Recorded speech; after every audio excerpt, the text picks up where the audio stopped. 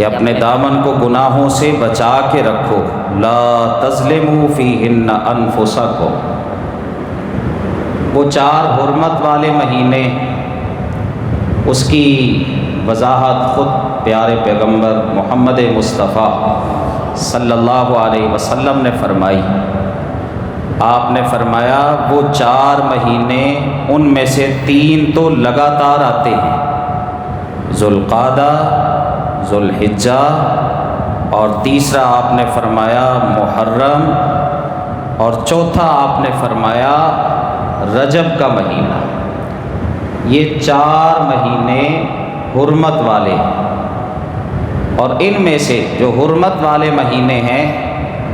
ان میں سے محرم کی اہمیت پھر بڑھ جاتی ہے رسول اللہ صلی اللہ علیہ وسلم کے اس فرمان کے مطابق۔ آپ نے فرمایا افضل الصیام بعد رمضان شہر اللہ المحرم۔ رمضان کے روزوں کے بعد سب سے زیادہ فضیلت والے روزے اللہ کے مہینے، اللہ کے مہینے محرم کے روزے۔ تو محرم کی فضیلت اس اعتبار سے بڑھ گئی کہ رسول اللہ صلی اللہ علیہ وسلم نے، مہینے تو سب اللہ کے ہیں لیکن محرم کی نسبت آپ نے کر دی اللہ کی طرف۔ جیسے بیت اللہ اللہ کا گھر، رسول اللہ اللہ کے رسول، کتاب اللہ اللہ کی کتاب، ناقۃ اللہ اللہ کی اونٹنی۔ تو یہ اونٹنیاں تو سب اللہ کی ہیں، لیکن جس اونٹنی کی نسبت اللہ کی طرف ہو گئی، اس کی شرف، اس کا شرف، اس کا مقام، اس کی فضیلت، اس کی عزت، اس کا احترام بڑھ گیا۔ سب مسجد اللہ کے گھر ہیں لیکن بیت اللہ کا مقام سب سے زیادہ ہے، کیونکہ اس کی خاص نسبت ہو گئی اللہ کی طرف۔ تو اسی طرح مہینے سب افضل ہیں، لیکن محرم کے مہینے کو اس اعتبار سے اہمیت ہے کہ اس کی نسبت خود محمد مصطفیٰ صلی اللہ علیہ وسلم نے اللہ کی طرف کی اور فرمایا شہر اللہ المحرم۔ رمضان کے بعد سب سے زیادہ فضیلت والے روزے اللہ کے مہینے محرم کے روزے ہیں۔ تو اگر آپ چاہتے ہیں نفلی روزے رکھنا تو اس ماہ سے مبارک کے اندر، اس محرم کے مہینے میں روزے رکھیں کثرت کے ساتھ۔ یہ سب سے زیادہ فضیلت والے روزے ہیں رمضان کے روزوں کے بعد۔ بلکہ جو خاص 10 محرم کا روزہ ہے، 10 محرم کا روزہ جب آپ مکہ کے اندر تھے اس وقت بھی رکھتے تھے، اور اس کا سبب یہ تھا کہ قریش مکہ بھی 10 محرم کا روزہ رکھا کرتے تھے۔ اب وہ کیسے ہو سکتا ہے کہ ان کو بھی یہ پتہ ہو کہ یہ ابراہیم علیہ السلام کی ملت میں شامل ہے، یہ ابراہیم علیہ السلام کے دین میں شامل ہے۔ تو بہرحال 10 محرم کا روزہ، عاشورہ کا روزہ، یہ قریش مکہ بھی رکھتے تھے، اور خود نبی اکرم صلی اللہ علیہ وسلم بھی جب مکہ کے اندر تھے آپ اس کا روزہ رکھتے رہے، لیکن آپ نے حکم نہیں دیا۔ جب آپ مدینہ میں تشریف لائے پھر نبی صلی اللہ علیہ وسلم کو یہ بھی علم ہوا کہ یہود بھی اس دن کا روزہ رکھتے ہیں، تو آپ کے لیے یہ ایک تعجب کی بات تھی۔ آپ نے پوچھا کہ تم یہ 10 محرم کا روزہ کیوں رکھتے ہو؟ تو انہوں نے کہا کہ اس دن اللہ تعالیٰ نے بنی اسرائیل کو، موسیٰ علیہ السلام کو فرعون کے ظلم ستم سے نجات دی تھی، تو انہوں نے شکرانے کے طور پر صامہ موسیٰ نے 10 محرم کا روزہ رکھا تھا۔ آپ نے فرمایا تم سے زیادہ میرا تعلق ہے موسیٰ کے ساتھ۔ تو پھر نبی صلی اللہ علیہ وسلم نے خود بھی 10 محرم کا روزہ رکھا اور اپنے صحابہ کو بھی حکم دیا، حتیٰ کہ صحابہ کرام اپنے چھوٹے چھوٹے بچوں کو بھی رکھوایا کرتے تھے 10 محرم کا روزہ۔ بعد میں اللہ تعالیٰ نے رمضان کا مہینہ اس کے روزے فرض کیے، پھر اس کی فرضیت ختم ہو گئی، پھر اس کی فرضیت جو ہے وہ ساقط ہو گئی۔ اب آپ نے فرمایا تمہاری مرضی ہے، روزہ رکھنا چاہو تو رکھ لو، اگر نہ رکھنا چاہو تو نہ رکھو، لیکن ساتھ آپ نے فضیلت بیان فرما دی کہ جو 10 محرم کا روزہ رکھے گا، اللہ اس ایک روزے کی وجہ سے 1 سال جو گزر گیا، جو ماضی بن گیا، اس 1 سال کے اللہ تعالیٰ اس بندے کے گناہ معاف کر دے گا جو 10 محرم کا روزہ رکھتا ہے۔ اور پھر آخر میں جب آپ اس دنیا سے جا رہے تھے، اس وقت پھر آپ نے فرمایا کہ میں آئندہ سال 9 کا روزہ رکھوں گا، 9 محرم کا روزہ رکھوں گا، لیکن آئندہ سال محرم آنے سے پہلے ہی آپ اس دنیا سے چلے گئے۔ تو اب اس میں علماء کا پھر اختلاف ہوا، بعض کہتے ہیں صرف 9 کا ہی رکھ لیں تب بھی ٹھیک ہے، یہ فضیلت آپ کو حاصل ہو جائے گی، لیکن اکثریت کا کہنا یہ ہے اور بات بھی یہی سمجھ آتی ہے کہ 9 اور 10 محرم کا روزہ، 9 کا مخالفت کا، یہود کی مخالفت کا، اور 10 کی تو اپنی جگہ پہ اہمیت ہے، 10 محرم کا روزہ، تو یہ 2 روزے ہو گئے، لیکن فضیلت اس ایک روزے کی ہی ہے کہ آپ نے فرمایا تھا اس ایک روزے سے اللہ گزشتہ سال کے گناہوں کو معاف فرما دے گا۔ تو اگر آپ چاہتے ہیں کہ آپ کے گناہ معاف ہو جائیں، اللہ تعالیٰ ہمارے گناہوں کو معاف فرما دے، تو ایک تو آج کا روزہ تھا جنہوں نے رکھا ہے، بہت بڑی بات ہے، اور ایک کل کا روزہ ہے، اور اسی طرح ایک ضعیف روایت میں یہ بھی آتا ہے کہ اگر کوئی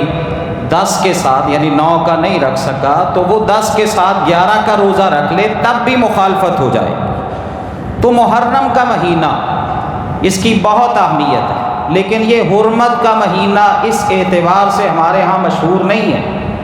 اس کو اس اعتبار سے جانا اور پہچانا نہیں جاتا ہمارے ہاں، اس کو اس اعتبار سے جانا اور پہچانا جاتا ہے کہ اس مہینے کے اندر ایک بہت بڑا حادثہ رونما ہوا، بہت بڑا حادثہ، اور واقعی ہی وہ بہت بڑا حادثہ ہے، اس کے اثرات آج تک ہیں امت کے اوپر، اتنا بڑا حادثہ رونما ہوا، اور وہ حادثہ کیا ہے کہ 10 محرم کو سیدنا حضرت حسین رضی اللہ تعالی عنہ اور ان کے گھر والوں کو، ان کے بھائیوں کو، ان کے بیٹوں کو، ان کے بھتیجوں کو، اور اسی طرح حضرت مسلم بن عقیل کے بیٹوں کو، یہ پوری ایک آل محمد مصطفیٰ صلی اللہ علیہ وسلم کی، آپ کے خاندان کے لوگوں کو 10 محرم کے دن شہید کیا گیا۔ 9 کو اس کا آغاز ہوا،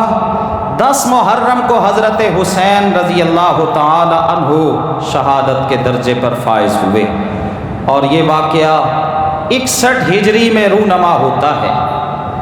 سن کا آغاز محرم سے ہی کیا گیا، نبی حضرت عمر کے دور میں حضرت عمر رضی اللہ تعالی عنہ کو کہا گیا کہ فلاں جگہ پر ہم گئے تو وہاں پہ تو تاریخ بھی لکھی جاتی ہے اور سن بھی لکھا جاتا ہے، تو حضرت عمر نے کہا یہ بہت اچھی بات ہے۔ پھر اس پر صحابہ کرام کو جمع کیا حضرت عمر نے کہ بتاؤ ہم بھی یہ کام کرنا چاہتے ہیں، تو کس دن سے جو اسلامی سال ہے اس کا کس دن سے آغاز کیا جائے؟ بعض نے کہا آپ کی ولادت سے آغاز کیا جائے، بعض نے کہا آپ کی بعثت سے آغاز کیا جائے، بعض نے کہا آپ کی وفات سے آغاز کیا جائے، اور بعض نے کہا نہیں، نبی اکرم صلی اللہ علیہ وسلم اور مسلمانوں نے جس مہینے میں ہجرت کی، ہجرت سے آغاز کیا جائے، اسی لیے اسلامی سال کو ہجری کا سال کہا جاتا ہے کہ اس کا آغاز ہجرت سے ہوا۔ اور ہجرت سے کیوں کیا گیا؟ اس وجہ سے کہ ہجرت کے بعد پھر اللہ نے دین اسلام کو غلبہ عطا کیا۔ مکہ کے اندر تو مظلومیت کی زندگی تھی نا، یہ کہا گیا تھا کہ تم نے کسی کو کچھ نہیں کہنا، اگر تم پر ظلم ہوتا ہے تو وہ برداشت کرنا ہے، لیکن جب آپ نے اور صحابہ کرام نے، آپ کے ساتھیوں نے ہجرت کی اور مدینہ میں تشریف لائے، اس کے بعد پھر اللہ نے فرمایا اب تمہیں قتال کا حکم دیا جاتا ہے، ان ظالموں بدبختوں کی گردنوں کو اڑاؤ۔ تو پھر وہاں سے اسلام کو غلبہ ملا، اللہ تعالیٰ نے عزت دی، اللہ تعالیٰ نے مقام عطا کیا۔ تو اس اعتبار سے سال کا اسلامی سال کا آغاز محرم کے مہینے سے کیا گیا کہ یہ محرم کے مہینے، ویسے تو مہینے پہلے بھی ایک ترتیب کے ساتھ تھے، جیسے رسول اللہ کا فرمان ہے کہ ذوالقعدہ، ذوالحجہ، محرم، یہ 3 لگاتار مہینے آتے ہیں، لیکن اسلامی سال کا آغاز محرم سے کیا گیا۔ تو 10 محرم کو کم از کم عمر اس وقت تھی حضرت حسین رضی اللہ تعالی عنہ کی کوئی 57 سال یا 56 سال، اس کی اتنی عمر تھی حضرت حسین رضی اللہ تعالی عنہ کی۔ تو حضرت حسین کو کربلا کے میدان میں شہید کر دیا گیا۔ یہ اتنا بڑا حادثہ تھا کہ اس حادثے کے جو ہے نا رونما ہونے کے پیش نظر جب حضرت حسین مدینہ سے چلے اور مکہ میں آئے، پھر مکہ سے جو ہے نا وہ تقریباً 8 ذی الحجہ کو وہاں سے اپنے خاندان کے لوگوں کو لے کے عراق کی طرف چلے، کیونکہ عراق کے لوگ مسلسل خط بھیج رہے تھے کہ آ جائیں ہمارے پاس، ہم یزید کی بیعت کرنے والے نہیں ہیں، یزید کی ماننے والے نہیں ہیں۔ حضرت حسین کو بار بار خط جو ہے نا وہ بھیجتے، پھر جو ہے نا وہ حضرت حسین ان خطوط کو جمع بھی کرتے رہے اور اپنے پاس اکٹھا بھی کیے رکھا اور ساتھ بھی لے کے گئے تاکہ میں ان کو دکھاؤں گا اگر۔ صحابہ کرام نے کہہ دیا تھا، حضرت عبداللہ بن عباس رضی اللہ تعالی عنہما کے متعلق آتا ہے جو خود محمد مصطفیٰ کی آل میں شامل ہیں، حضرت عباس کے بیٹے حضرت عبداللہ بن عباس، انہوں نے حضرت حسین کو منع کیا اور اللہ کا واسطہ دیا نہ جائیں آپ، عراق کے لوگوں کی تاریخ کوئی اچھی تاریخ نہیں ہے۔ حضرت علی کو بھی انہوں نے شہید کیا، حضرت حسن کو بھی شہید کیا، مت جائیں آپ، اللہ کا واسطہ دیتا ہوں آپ کو۔ لیکن حضرت حسین نے نہ مانی، 3 دفعہ حضرت عبداللہ بن عباس اللہ کا واسطہ دیتے رہے کہ آپ مت جائیں، عراق کے لوگوں کی تاریخ کوئی اچھی تاریخ نہیں ہے۔ اور پھر حضرت عبداللہ بن عباس نے کہا اللہ اکبر کہ اگر آپ جانا چاہتے ہیں نا، آپ سمجھتے ہیں کہ نہیں عراق کے لوگوں نے آپ کو خطوط بھیجے ہیں اور وہ آپ کا انتظار کر رہے ہیں کہ کب آپ آئیں اور آپ کے ہاتھ پر ہم بیعت کریں، تو پھر ان بچوں کو لے کے نہ جائیں اپنے ساتھ، یہ آپ کی جو گھر کی خواتین ہیں ان کو مت لے کے جائیں۔ لیکن حضرت حسین کے ذہن میں تو یہی بات تھی نا کہ وہ عراق کے لوگ منتظر ہیں، میں اپنے سارے خاندان کے لوگوں کو ساتھ لے کے جاؤں، اور اس سے پہلے مسلم بن عقیل کو بھی بھیجا کہ جاؤ جائزہ لے کے آؤ، اور پھر مسلم بن عقیل کے ہاتھ پر بیعت کی لوگوں نے، کم از کم 17 یا 18 ہزار افراد نے بیعت کی کہ ہم یزید کی حکومت کو نہیں مانتے، یزید کی حکومت کو نہیں مانتے، ہم تو حضرت حسین کے منتظر ہیں کہ کب وہ آئیں، اللہ اکبر، اور کب ہم ان کی بیعت کریں۔ لیکن بعد میں جب ابن زیاد آیا، جس کو عبید اللہ بن زیاد کہا جاتا ہے، ایک سفاک آدمی تھا اور ایک انتہائی شریر قسم کا انسان، جب اس کی گورنری شروع ہوتی ہے اور اس نے سختی کرنا شروع کی تو مسلم بن عقیل کو جو ہے وہ شہید کر دیا۔ مسلم بن عقیل کو کہیں بھی کوفہ کے اندر، عراق کے اندر ان کو کسی نے پناہ نہیں دی، ایک بوڑھی خاتون نے پناہ دی اور حضرت مسلم بن عقیل اس کے گھر میں چھپ گئے، لیکن رات کے وقت اس کے بیٹے نے بھی جا کے عبید اللہ بن زیاد کو بتا دیا تم جس کو ڈھونڈتے پھر رہے ہو نا وہ ہمارے گھر کے اندر موجود ہے، اور پہلے میرا انعام دو مجھے، جو تم نے کہا ہوا ہے نا کہ مسلم بن عقیل کو جو اس کے متعلق بتائے گا تو اس کو یہ انعام ملے گا، میرا انعام رکھو۔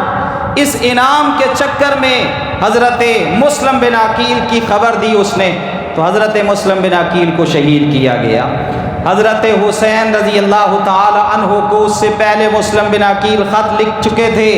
حالات بڑے سازگار ہیں، یہ 17-18 ہزار افراد آپ کے منتظر ہیں کہ کب حسین ابن علی آئیں اور ہم ان کے ہاتھ پہ بیعت کریں۔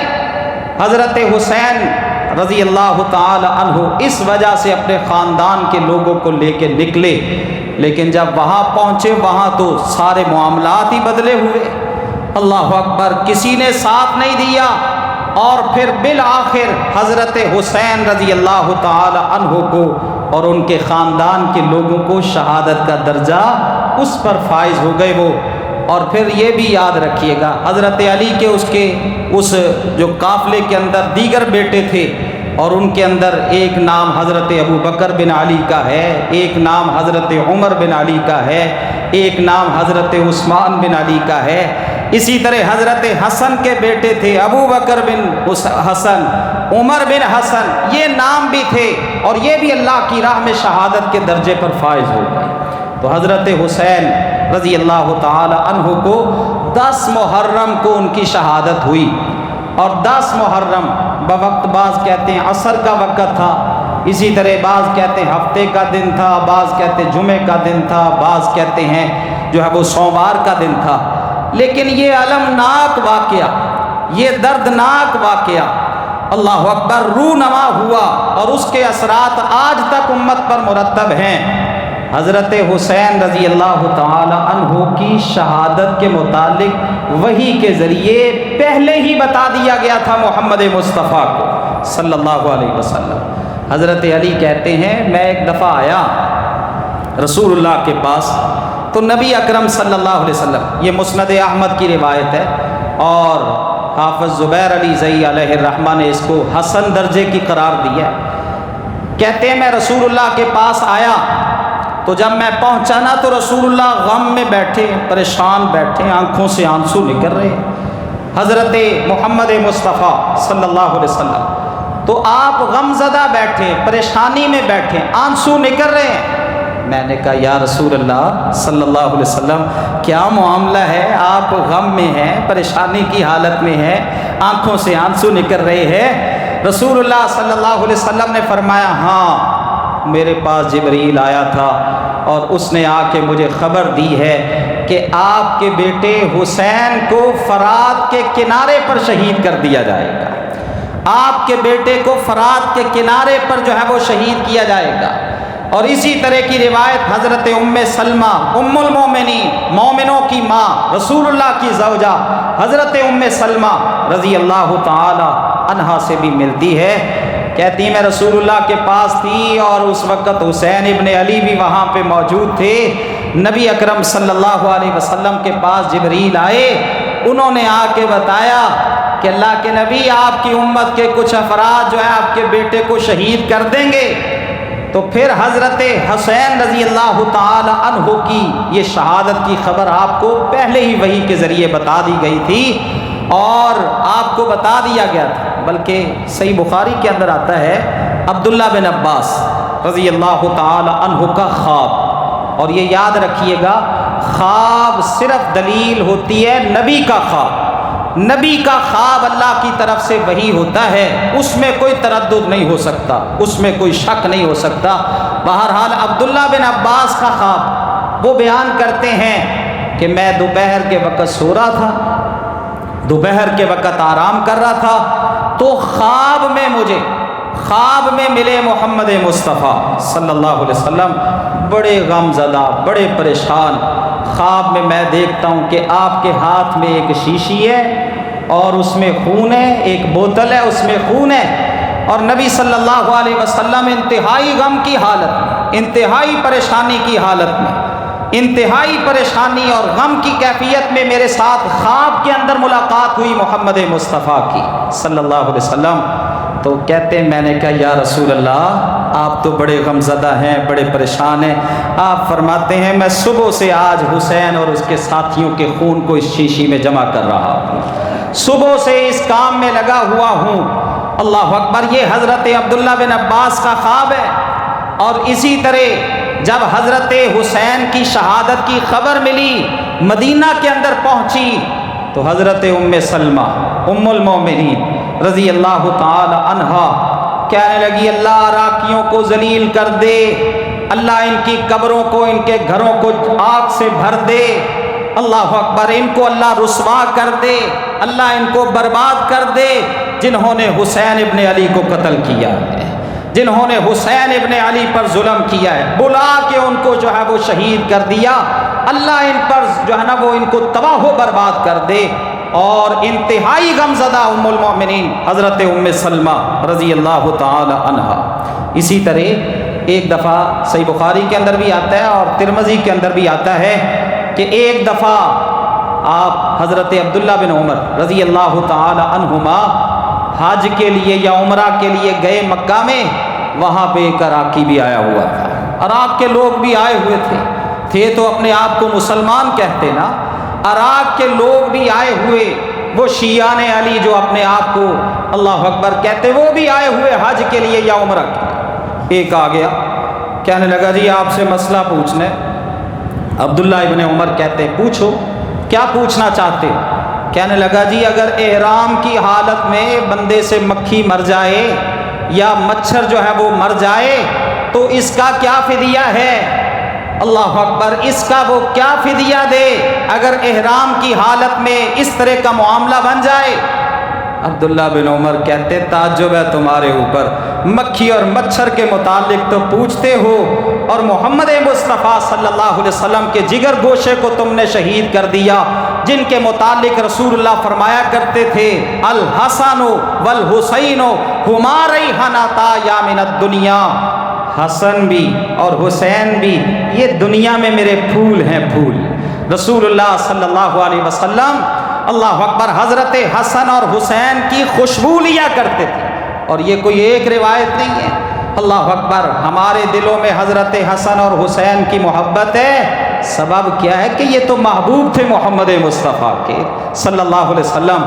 حضرت حسن اور حسین اور اہل بیت کی محبت ہمارے ایمان کا جز ہے۔ اگر کوئی بندہ نماز پڑھتا ہے بلکہ نماز کی بجائے نماز کرواتا ہے اور مصلی پہ امامت کرتا ہے اور پھر دن رات واعظ کرتا ہے، تبلیغ کرتا ہے، امر بالمعروف اور نہی عن المنکر کا کام کرتا ہے، لیکن اگر اس دل کے اندر بغض ہے حسن کا رضی اللہ تعالی عنہ، بغض ہے حضرت حسین کا، بغض ہے اہل بیت کے کسی فرد کا، اللہ اکبر، تو وہ بندہ ایمان والا نہیں ہے، وہ بندہ مومن نہیں ہے، وہ بندہ مسلمان نہیں ہے۔ کیونکہ حضرت حسن و حسین رضی اللہ تعالی عنہ، حضرت اسامہ بن زید کہتے ہیں میں ایک دفعہ آیا نبی اکرم صلی اللہ علیہ وسلم کے پاس، رات کا وقت تھا، مجھے کوئی کام تھا، میں نے کہا چلو میں ابھی چلتا ہوں محمد مصطفیٰ کے پاس صلی اللہ علیہ وسلم۔ جب میں وہاں پہنچا نا تو میں نے دروازہ کھٹکھٹایا، رسول اللہ صلی اللہ علیہ وسلم اندر سے باہر آئے، سردی کی راتیں تھی، آپ نے اوپر چادر لی ہوئی تھی۔ حضرت اسامہ کہتے میں نے بات کی، میں دیکھ رہا ہوں کہ آپ کی چادر کے نیچے سے کچھ حرکت ہو رہی ہے، میں دیکھتا رہا، لیکن کام تھا، بات کرنی تھی رسول اللہ صلی اللہ علیہ وسلم کے ساتھ، میں نے بات کی۔ بعد میں نے پوچھا یا رسول اللہ صلی اللہ علیہ وسلم کب سے میں دیکھ رہا ہوں آپ کی چادر کے نیچے سے حرکت ہو رہی ہے، اللہ اکبر، حرکت ہو رہی ہے، اس کی کیا وجہ؟ چادر کے نیچے کیا ہے؟ دیکھا ایک طرف حضرت حسن چمٹے ہوئے اور آرام کر رہے ہیں، ایک طرف حضرت حسین رضی اللہ تعالی عنہ وہ چمٹے ہوئے ہیں۔ نبی اکرم صلی اللہ علیہ وسلم نے چادر کھول کے دکھایا اور پھر فرمایا یہ میرے بیٹے ہیں، میری بیٹی کے بیٹے ہیں، اللہ اکبر، اور یہ دنیا میں میرے پھول ہیں، میں ان کو سونگھ کے ان سے خوشبو حاصل کرتا ہوں۔ اور پھر حضرت ابو ہریرہ رضی اللہ تعالی عنہ جب بھی حضرت حسن کو دیکھتے آنکھوں سے آنسو نکل آتے، آنکھوں سے آنسو نکل آتے، رونا شروع کر دیتے حضرت حسن کو دیکھ کے۔ رسول اللہ اس دنیا سے چلے گئے، حضرت حسن کو دیکھتے ان کے جو ہے نا وہ ان کے اوپر نظر پڑتی حضرت ابو ہریرہ کی، آنکھوں سے آنسو نکل آتے۔ کہتے ہیں لوگوں میری آنکھوں سے آنسو اس لیے آتے ہیں جب میں حسن کو دیکھتا ہوں نا تو مجھے محمد مصطفیٰ کی ادائیں یاد آتی ہیں۔ کبھی رسول اللہ ان کو کندھوں پر سوار کرتے،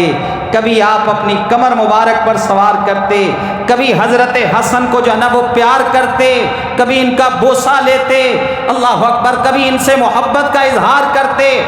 اور ایک موقع پر رسول اللہ صلی اللہ علیہ وسلم آپ نے حضرت حسن و حسین کو کندھوں پر سوار کیا ہوا، ایک کندھے پر حضرت حسن ہے اور ایک کندھے پر حضرت حسین ہے، رضی اللہ تعالی عنہما، اور آپ کیا فرماتے ہیں؟ اللہم انی احبہما فاحبہما واحب من یحبہما۔ کس قدر ضروری ہے محبت حسین رضی اللہ تعالی عنہ،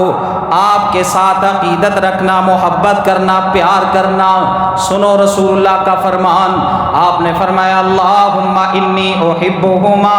ہے اللہ میں ان سے محبت کرتا ہوں، فاحبہما،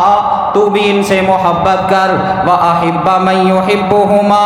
اور اے اللہ یہ بھی درخواست کرتا ہوں جو ان دونوں سے محبت کرتا ہے تو ان کو بھی اپنا محبوب بنا دے۔ حضرت حسن اور حسین کی محبت تو اللہ کی محبت حاصل کرنے کا ذریعہ ہے۔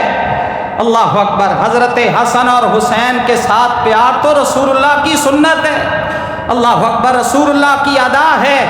اسی لیے امام شافعی علیہ الرحمہ کہا کرتے تھے اہل بیت تمہاری محبت تو فرض ہے، فرض ہے، لازم ہے۔ اللہ نے اس کی فرضیت کو قرآن پاک میں نازل کیا ہے، اور پھر کہتے ہیں اہل بیت کے ساتھ محبت تو اس قدر ضروری ہے کہ جو بندہ اپنی نماز میں درود نہیں پڑھتا اللہ اس کی نماز کو اپنی بارگاہ میں قبول ہی نہیں فرماتا۔ تشہد کے اندر جب تک درود نہ پڑھا جائے اللہم صلی علی محمد وعلی آل محمد، اللہ اکبر، اس وقت تک اللہ ان کی محبت کو قبول، ان کی نماز کو قبول نہیں کرتا جو درود نہیں پڑھتا تشہد کے اندر۔ اسی طرح حضرت حذیفہ رضی اللہ تعالی عنہ کہتے ہیں ایک دفعہ میری ماں پوچھنے لگی اے حذیفہ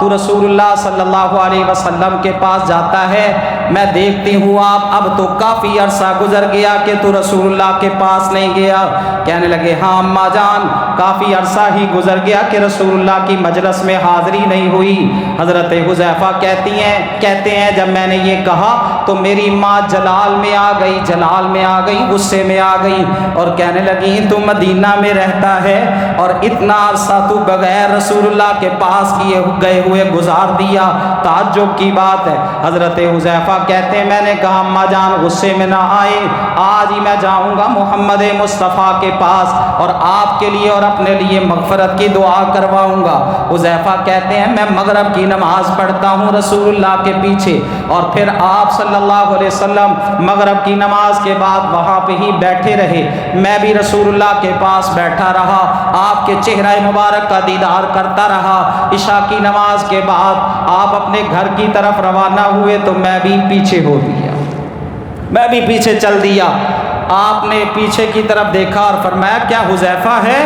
میں نے کہا ہاں یا رسول اللہ صلی اللہ علیہ وسلم حذیفہ ہوں۔ آپ نے فرمایا اللہ تجھے بھی معاف کر دے، تیری ماں کو بھی معاف فرما دے، تجھے بھی اللہ معاف کر دے۔ پتہ تھا نا کہ یہ مغفرت کے کس قدر اللہ اکبر حریص ہیں، ان کی چاہت اور تڑپ تو یہی ہے کہ اللہ ان کی مغفرت کر دے۔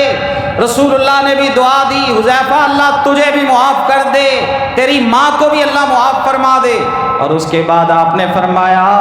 اے حذیفہ آج میرے پاس ایک فرشتہ آیا جو آج سے پہلے کبھی نہیں آیا، اللہ کے حکم کے ساتھ آیا، اور اس نے اللہ سے اجازت لی اللہ مجھے بھیجیے محمد مصطفیٰ کے پاس، میں سلام کرنا چاہتا ہوں۔ اللہ نے فرمایا جا میرے نبی کو سلام بھی کر کے آ، اور جا کے ان کو خوشخبری بھی دے کے آ۔ کیا خوشخبری دی؟ ان فاطمہ سیدۃ نساء اہل الجنہ وان الحسن والحسین سیدہ شباب اہل الجنہ۔ اے محمد مصطفیٰ صلی اللہ علیہ وسلم خوش ہو جائیے گا کہ اللہ نے آپ کی بیٹی کو، آپ کے جگر کے ٹکڑے کو، حضرت فاطمہ جگر کا ٹکڑا تھی نا رسول اللہ صلی اللہ علیہ وسلم۔ ایک موقع پر حضرت علی نے کہا میں شادی کرنا چاہتا ہوں، صحیح بخاری کے اندر روایت ہے، حضرت علی کہتے ہیں میں فلاں بنت فلاں کے ساتھ شادی کرنا چاہتا ہوں۔ ظاہر ہے جب دوسری شادی کا اس طرح اظہار ہو تو گھر کی خواتین کیسے برداشت کرتی ہیں۔ حضرت فاطمہ بھی ایک عورت تھی، حضرت فاطمہ اللہ اکبر ناراض ہو گئی، اور اس ناراضگی پر پتہ چلا محمد مصطفیٰ صلی اللہ علیہ وسلم کو۔ آپ نے فرمایا سنو علی فاطمہ بضعۃ منی، فاطمہ میرے دل کا، میرے جگر کا ٹکڑا ہے، میرے جسم کا حصہ ہے، اس کو تکلیف نہ دینا، جس نے اس کو تکلیف دی اس نے مجھے تکلیف دی، اگر تو شادی کرنا چاہتا ہے تو پہلے فاطمہ کو طلاق دے دے پھر شادی کر۔ اسی وجہ سے حضرت علی رضی اللہ تعالی عنہ نے فاطمہ اللہ اکبر کے ہوتے ہوئے دوسری شادی نہیں کی۔ جب وہ اس دنیا سے چلی گئی اس کے بعد حضرت علی نے اللہ اکبر شادیاں کی، تو یہ حضرت فاطمہ، آپ نے فرمایا مجھ فرشتے نے مجھے کہا ان فاطمہ سیدۃ نساء اہل الجنہ، جنت میں عورتیں جائیں گی، خدیجہ بھی ہوں گی، عائشہ بھی ہوں گی، مریم بھی ہوں گی، اور اسی طرح آسیہ بھی ہوں گی، اور اسی طرح ام سلمہ بھی ہوں گی، دیگر صالحات اللہ اکبر دیگر نیک عورتیں ہوں گی، لیکن جنت کی عورتوں کی سردار اگر اللہ نے بنایا ہے تو آپ کے دل کے ٹکڑے فاطمہ کو بنایا ہے۔ فاطمہ دل کا ٹکڑا، آپ کا جگر کا ٹکڑا، اس کو اللہ نے عورتوں کی اللہ اکبر سردار بنا دیا۔ اور پھر یہاں پہ ہی بس نہیں بلکہ فرمایا ان الحسن والحسین سیدا شباب اہل الجنہ، آپ کے دو پھول، دنیا کے آپ کے دو پھول، آپ کی دو محبوب ہستیاں، آپ کے دو پیارے، آپ کے دو لاڈلے، آپ کے اللہ اکبر دو پیارے حسن اور حسین، اللہ نے ان کو جنت کے سارے نوجوانوں کا سردار بنا دیا ہے۔ یہ ہے حسن و حسین، اللہ اکبر، ان کی محبت تو ایمان کا جز ہے، اس پر اللہ کی طرف سے اجر ملتا ہے، اللہ اکبر۔ اور پھر نبی صلی اللہ علیہ وسلم، آپ صلی اللہ علیہ وسلم انتہا کی محبت کرتے حضرت حسن و حسین کے ساتھ، بہت ساری روایات اس پر دلالت کرتی ہیں حضرت حسن و حسین کی محبت۔ لیکن میرے محترم بھائیوں، جنہوں نے یہ کام کیا اللہ اکبر، اس وقت سے لے کے آج تک وہی وہ پیٹ رہے ہیں، وہی رو رہے ہیں، آنسو بہا رہے ہیں۔ حضرت یوسف علیہ السلام کے بیٹے آئے تھے نا ان کے پاس، آگے کیا کہتے تھے؟ ابا جان ہم جا رہے ہیں،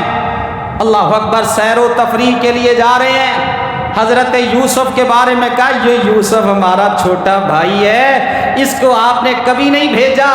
اس کو بھی ہمارے ساتھ بھیجے، ارسلہ معنا غدا یرتع ویلعب وانا لہ لحافظون، اس یوسف کو ہمارے ساتھ بھیجیں، یہ بھی سیر و تفریح کر کے آئے، کچھ کھا پی کے آئے، پھل کھائے گا، کھیلے گا، کودے گا، انا لہ لحافظون، ہم اس کی حفاظت کریں گے۔ حضرت یعقوب نے اپنے خدشے کا اظہار کیا، مجھے خدشہ ہے، لاڈلا بیٹا تھا نا، مجھے خدشہ ہے کہ کہیں تم یوسف کو کہیں چھوڑ کے آپ خود ادھر ادھر نہ ہو جاؤ اور اللہ اکبر اس کو کوئی بھیڑیا نہ کھا جائے۔ انہوں نے وہی بات پکڑ لی، اللہ اکبر، حضرت یوسف کو ساتھ لے گئے، مارتے رہے، پیٹتے رہے، اور بالآخر ایک گہرے کنویں میں پھینک کے واپس آ گئے۔ اب دن کے وقت واپس نہیں آئے کیونکہ پتا تھا کہ دن کے وقت باپ کا سامنا نہیں کر سکتے۔ اللہ اکبر، ہمارے چہروں کے اثرات بتائیں گے کہ ہم جھوٹ بول رہے ہیں۔ رات کا انتخاب کیا، رات کے وقت آئے، شام کے وقت آئے، اور آئے کیسے؟ فرمایا جاءوا اباہم عشاء یبکون قالوا یا ابانا انا ذهبنا نستبق وترکنا یوسف عند متاعنا فاکلہ الذئب وما انت بمؤمن لنا ولو كنا صادقین وجاءوا على قمیصہ بدم کذب قال بل سولت لكم انفسکم امرا فصبر جمیل واللہ المستعان علی ما تصفون۔ آئے رات کے وقت، روتے ہوئے آئے، چیختے ہوئے آئے، اور آگے کیا کہتے ہیں؟ یا ابانا انا ذهبنا نستبق وترکنا یوسف عند متاعنا، ہائے ابا جان غضب ہو گیا، ہم نے یوسف کو اپنے ساتھ لیا، دوڑ میں آگے نکلا، اور پھر اللہ اکبر ہم سے دور ہو گیا، اور اچانک ایک بھیڑیا آیا اور یوسف کو کھا گیا۔ روتے ہوئے آئے، اور یہاں سے پھر پتہ چلتا ہے ہر ایک رونے والا سچا نہیں ہوتا، ہر رونے والا سچا نہیں ہوتا۔ اللہ اکبر، مکر و فریب کا رونا بھی ہوتا ہے، جیسے خواتین ہیں، اور خاص کر گاؤں کی خواتین، اب تو معاملہ شہروں میں بھی یہی ہے کہ اگر جانا ہو نا کسی فوتگی پہ تو وہ راستے میں باتیں کرتے، ہنستے کھیلتے اور ساری جو ہے نا وہ معاملات کرتے ہوئے جاتی ہیں۔ جب گھر میں پہنچتی ہیں تو اچانک یکدم چیخنا چلانا شروع کر دیتی ہیں، ہائے یہ ہو گیا وہ ہو گیا۔ ہر ایک کا رونا اللہ اکبر سچا نہیں ہوتا، مکر و فریب والا رونا بھی ہوتا ہے۔ یہ تو حضرت یعقوب کے بیٹے ہیں، اللہ اکبر، مکر و فریب کا رونا رویا۔ آئے ابا جان کیا بتائیں آپ کو، یوسف ہمارا بڑا پیارا بھائی، لاڈلا بھائی ہم سے دور ہو گیا، ایک بھیڑیا آیا اور کھا گیا۔ یہی حال حضرت حسین کے ساتھ ہوا۔ 17-18 ہزار خطوط بھیجے آئے، ہم منتظر ہیں۔ اور پھر جب حضرت حسین اللہ اکبر دیکھا نا انہوں نے کہ اب کوئی چارہ نہیں ہے، یہ تو سب بدبخت مخالف پارٹی کے ساتھ مل گئے ہیں، حضرت حسین بھی دکھاتے رہے ہو، یہ خط تو نے بھیجا تھا، یہ تو نے بھیجا تھا، یہ تو نے کہا تھا، یہ دیکھ یہ تیرے نام سے خط آیا تھا، آج سب تم میرے مخالف ہو گئے ہو۔ یہی وجہ ہے کہ ایک دفعہ حضرت زینب اللہ اکبر، حضرت حسین کی صاحبزادی، اللہ اکبر، حضرت حسین کی صاحبزادی عراق میں آئی نا بعد میں، تو دیکھا عراقی پیٹ رہے ہیں، رو رہے ہیں، اللہ اکبر، ماتم کر رہے ہیں، اپنے رخساروں کو پیٹ رہے ہیں، اپنے گریبان کو چاک کر رہے ہیں۔ زینب کہتی ہیں ان کو کیا ہو گیا، یہ کیا کر رہے ہیں؟ کہتے ہیں یہ رو رہے ہیں۔ کس کے غم میں رو رہے ہیں؟ بتایا گیا حضرت زینب کو یہ غم حسین میں رو رہے ہیں۔ اللہ اکبر، یہ غم حسین میں رو رہے ہیں کہ حضرت حسین کو بے دردی کے ساتھ شہید کیا گیا۔ تو کہتی ہے اگر یہ غم حسین میں رو رہے ہیں تو میرے باپ کا قاتل کون ہے؟ میرے ابا جان کو قتل کس نے کیا ہے؟ ان کو شہید کس نے کیا ہے؟ اور پھر میرے محترم بھائیوں، شہادت تو ایک بڑا رتبہ ہے، بڑا درجہ ہے، اللہ جس کو بھی عطا فرمائے۔ حضرت حسین تو اللہ اکبر نوجوانوں کے سردار ہیں، اللہ نے ان کو شہادت کا درجہ عطا فرمایا، اور اللہ نے قرآن میں پہلے ہی کہہ دیا تھا لا تقولوا لمن يقتل فی سبیل اللہ اموات، میرے اللہ اکبر شہید بندوں کو اس طرح نہ پیٹنا کہ وہ مارے گئے اور وہ اس دنیا سے چلے گئے، ان کے اوپر اس طرح ماتم نہ کرنا جو اللہ کی راہ میں شہادت پا جائے۔ اللہ کہتے اس کو شہید کو مردہ مت کہو، اس کو میت مت کہو، بلکہ وہ تو زندہ ہے۔ اور دوسرے مقام پہ فرمائے عند ربہم یرزقون، وہ اپنے رب کے پاس زندہ ہے، وہاں کے پہ ان کو رزق دیا جاتا ہے۔ حضرت حسین ابن علی رضی اللہ تعالی عنہ جب ان کا اللہ اکبر سر مبارک کاٹ کے ان بدبختوں ظالموں نے، ابن زیاد تھا، شمر تھا اور دیگر جو بھی اس میں ملوث تھے، جب ابن زیاد کے پاس وہ لائے گئے سر حضرت حسین اور ان کے ساتھیوں کے، اللہ اکبر، جب سر مبارک لائے گئے تو وہاں پہ ابن زیاد کے ہاتھ میں ایک چھڑی تھی، اس نے حضرت حسین کے ہونٹوں پہ وہ چھڑی ماری۔ حضرت انس وہاں پہ موجود تھے، کہنے لگے بدبخت انسان، تو ان ہونٹوں پہ چھڑی مار رہا ہے، میں نے خود دیکھا تھا محمد مصطفیٰ کو صلی اللہ علیہ وسلم، آپ ان ہونٹوں کا بوسہ لیا کرتے تھے، آپ ان ہونٹوں کو چوما کرتے تھے۔ اللہ تعالیٰ کی پکڑ بڑی شدید ہوتی ہے۔ اس ابن زیاد کا اور اس کے ساتھیوں کا جب سر لایا گیا کاٹ کے، اللہ اکبر، جس طرح اس نے آل رسول پر ظلم کیا، اسی طرح پھر اس پر بھی ظلم ہوا، اللہ اکبر، بدلہ اللہ نے لیا۔ اور اس کا سر اور اس کے ساتھیوں کا سر جب لایا گیا، تب بھی کہتے ہیں ہم نے دیکھا ایک سانپ آیا، اللہ اکبر، اور سارے سروں سے جو ہے نا وہ چلتا چلتا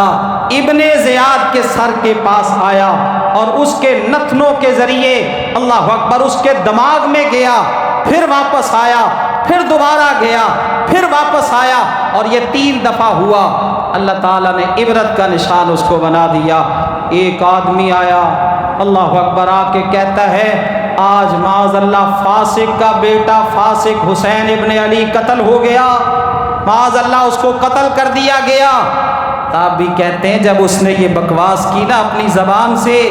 آسمان سے 2 تارے آئے اور اس کی آنکھوں پہ آ کے گرے، اللہ نے اس کی بینائی ہی چھین لی۔ اور اس کو بینائی سے ہی محروم کر دیا، یہ تو ہماری اللہ اکبر ہمارے ایمان کا حصہ ہے، ہمارے ایمان کا جز ہے۔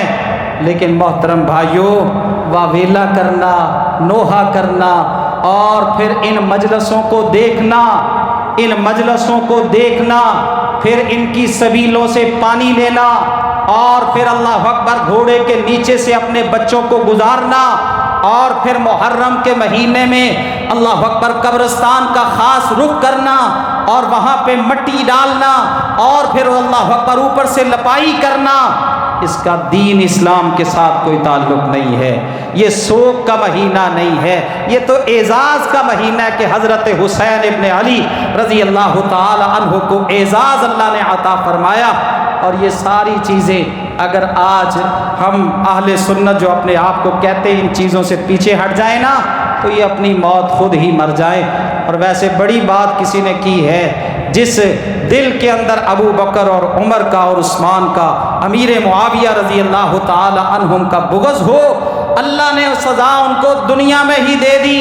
وہ اپنے سینوں کو پیٹتے ہی رہیں گے، اپنے آپ کو چھریاں مارتے ہی رہیں گے، کیونکہ یہ تو صاف ستھرے لوگ تھے، اللہ اکبر کامیاب لوگ تھے، جن کے دلوں میں ان کا بغض ہو اللہ ان کو سزا دنیا میں ہی دے دیتا ہے۔ تو یہ محرم کا مہینہ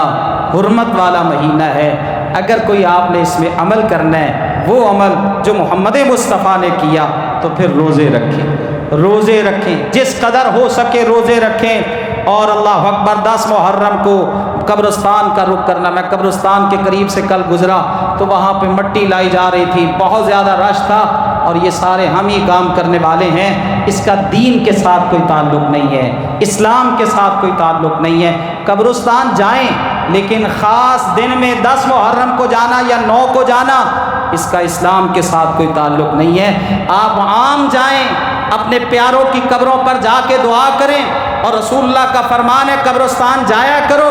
اس سے تمہیں اپنی موت یاد آئے گی۔ اصل تو سبب قبرستان جانے کا یہ ہے کہ موت، وہاں پہ مینا بازار اللہ اکبر کا ماحول بنا ہو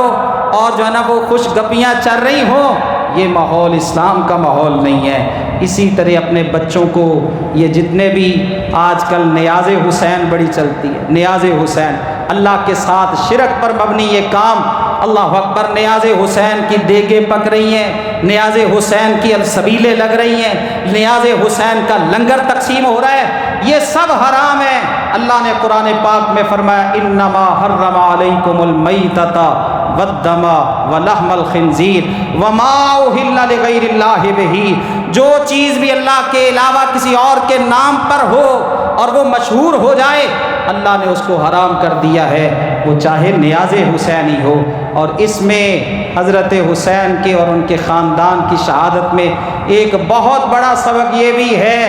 اللہ اکبر، کہ حضرت حسین، حضرت علی، خود محمد مصطفیٰ، اہل بیت کے دیگر افراد، یہ مشکل کشا نہیں ہے، یہ حاجت روا نہیں ہے، یہ بگڑیاں بنانے والے نہیں ہیں۔ اگر حضرت علی مشکل کشا ہوتے،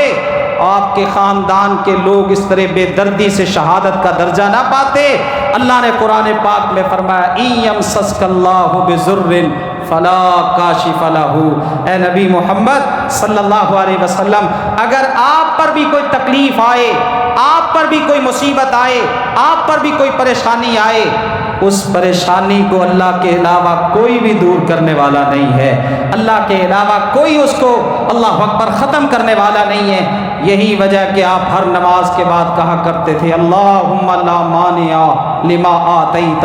ولا معطی لما منعت، اللہ جس کو تو عطا کرے اس سے کوئی روک نہیں سکتا، جس کو تو نہ دے اس کو کوئی عطا نہیں کر سکتا۔ حضرت حسین، خود محمد مصطفیٰ، حضرت علی رضی اللہ تعالی عنہم مشکل کشا نہیں ہے، حاجت روا نہیں ہے، بگڑیاں بنانے والے نہیں ہیں، اللہ اکبر، اس وقت مدد کو پہنچنے والے نہیں ہیں۔ مشکل کشا صرف ایک اللہ کی ذات ہے، حاجت روا ایک اللہ کی ذات ہے، اللہ اکبر، بگڑی بنانے والا صرف ایک اللہ ہے۔ یہ عقیدہ ہر مسلمان کا ہونا چاہیے۔ اللہ ہم سب کو صحابہ کرام کی محبت، اہل بیت کی محبت، اور بالخصوص اہل بیت کے دو پھول حضرت حسن اور حسین رضی اللہ تعالی عنہما ان کی محبت اللہ ہمارے دلوں میں مزید مضبوط فرما دے، اور ہمارا خاتمہ اللہ انہی کی محبت اور انہی کے پیار اور انہی کے احترام پر اللہ ہمارا خاتمہ فرمائے، کیونکہ رسول اللہ نے فرمایا تھا قیامت کے دن ہر بندہ اسی کے ساتھ ہوگا جس سے اس کی محبت ہوگی۔ ہماری محبت حسین ابن علی کے ساتھ، ہمارا پیار حضرت حسن کے ساتھ، ہمارا پیار حضرت فاطمہ کے ساتھ، ہمارا پیار حضرت علی کے ساتھ، ہمارا پیار ازواج مطہرات کے ساتھ، رسول اللہ کی بنات کے ساتھ، تمام صحابہ اور صحابیات کے ساتھ، حضرت امیر معاویہ کے ساتھ، ابو بکر و عمر اور عثمان کے ساتھ، اللہ اس پیار کو قبول فرما لے اور ہماری نجات کا اللہ ذریعہ بنا دے۔ آمین ثم آمین۔